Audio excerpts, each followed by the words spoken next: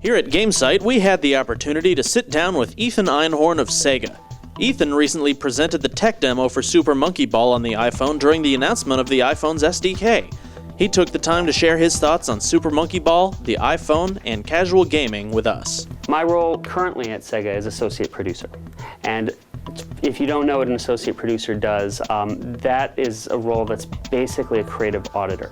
So we're working with development teams and ensuring that they deliver a high quality of product.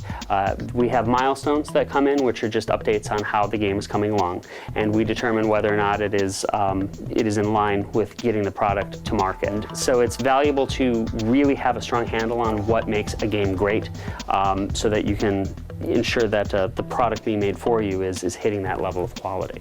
One of the things that's great about casual games is that a really good casual experience, you understand almost immediately what you're supposed to do in the game. There's no ramp up of 20 minutes, detailed tutorials. It's just pick up and play. That's what's valuable in terms of trying to bring new gamers into the fold. Because if you look at a traditional gamepad, that's a really complex device. Learning how to use it is like learning how to type.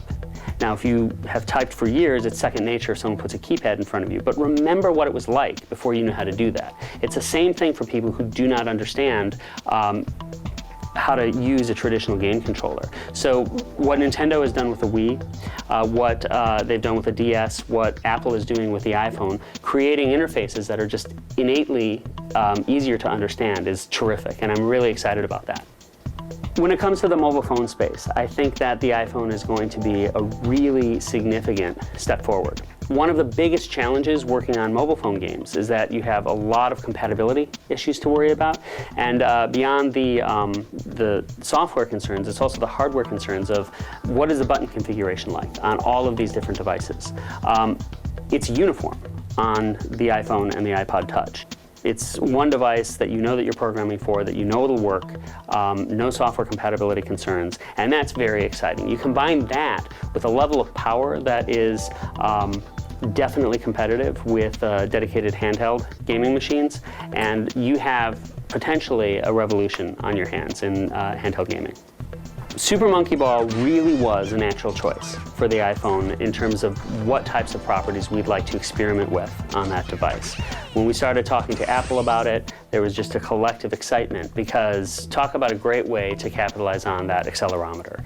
It's a natural fit. You know, when people hear about it, it's something that excites them, gives them, you know, a reason to really check out the iPhone as a unique gaming experience. The proof of the power of the iPhone is in the demonstration that we were able to provide. Look at that and tell me if that would surprise you from a performance standpoint running on a dedicated handheld game console. It's right up there. It absolutely matches the experience that you'd get with that kind of device. Many people are going to buy an iPhone or an iPod Touch simply to take calls or listen to their music. This is a great opportunity to grab those consumers and say, hey, games are great, games are fun, try it on something you already have. And for hardcore gamers, it's terrific to be in a position where finally you can actually just carry one device that will do everything you need. When we started on that 2-week trek to get Super Monkey Ball up and running on the iPhone in demo form, it was incredibly easy to work with the SDK. We were working with a development team that had not worked with Cocoa and OpenGL, and it's pretty astonishing that they were able to make that level of performance happen that quickly. That bodes really well for what we can do in the future on a device like that. SEGA and Apple have a terrific relationship. We've had a lot of fun working on the Super Monkey Ball demo, and it would make sense to take the next natural step, though we haven't announced anything at this time. We also are really excited to see what other SEGA properties would make sense on that platform. So there's a lot of discussion, and I think fans are going to be very happy.